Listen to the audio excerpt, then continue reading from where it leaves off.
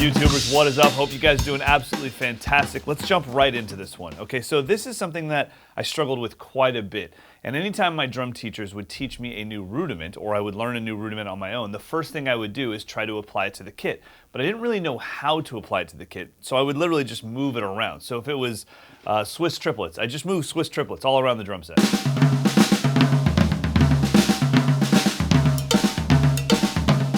And 9 times out of 10, I would usually think to myself, well, that sucks, so I'll never use that on the drum set. But that was my fault. I didn't go deep enough with it, and I want to make sure you guys do that, especially with Flam Accents. Now, when we're talking about Flam Accents, we're talking about one of our alternating rudiments. We have right hand up, shik-da-boop, flam, left, right, then left hand is up, shik-da-boop, flam, right, left. So really, we're just playing alternating 8th note triplets, and we're putting a flam on the downbeat.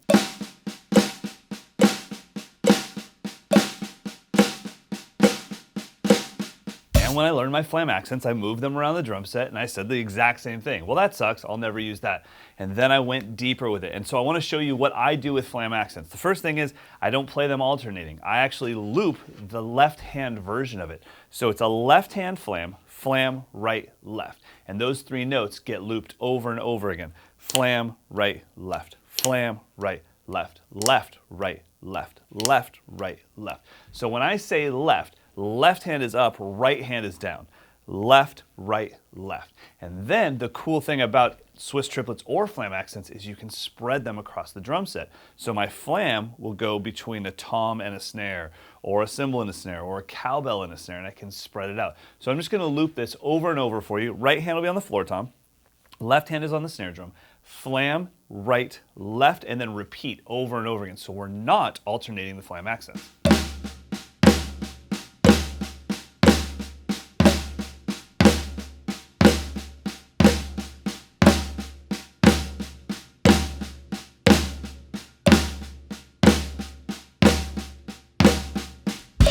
Now, 2 other mistakes that I made when I was trying to apply my rudiments to the drum set was, 1, I thought I had to do it for the entire measure.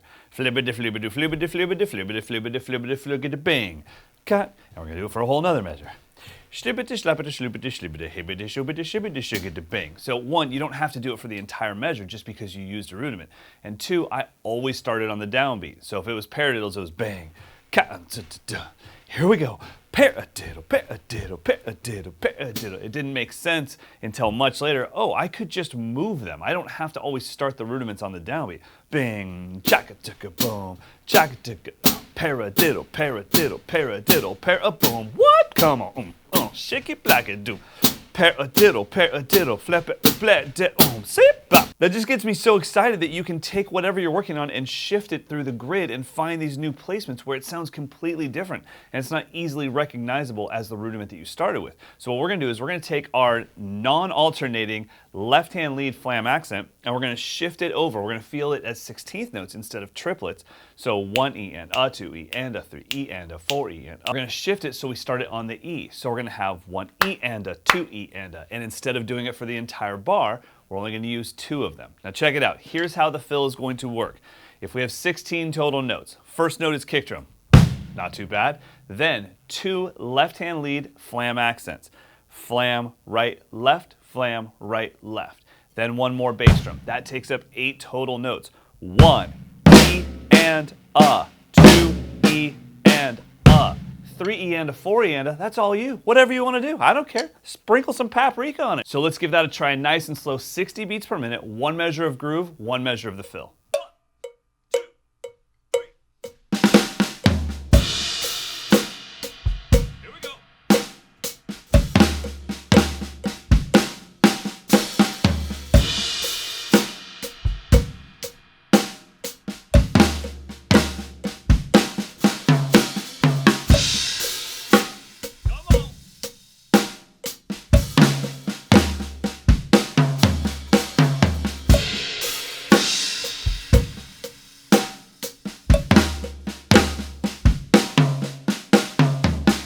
Now, if you really want to use this as a fill, you're going to have to repeat it 1,000 times in a row. So my suggestion would be play that for beats 1 E and a 2 E and then for the rest of the measure, just improvise something and keep that on loop and build it up faster and faster and faster. So I'll give it a shot let's do it at 100 BPM.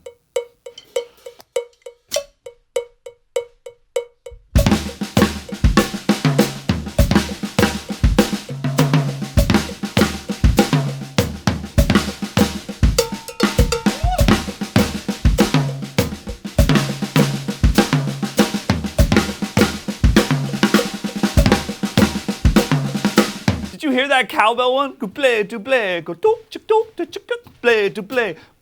Yeah, that's my jam. So I was going to play it for you as a fill. Now I'm going to make a groove out of it.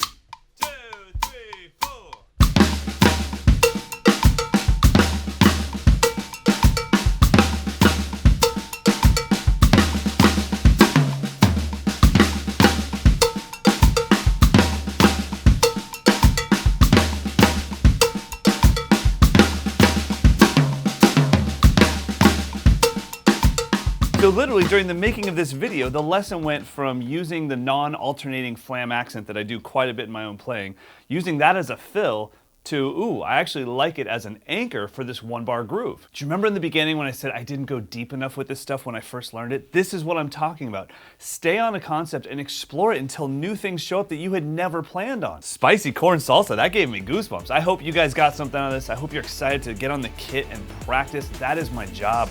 My job is not to just teach you drums. My job is to inspire you to play this instrument.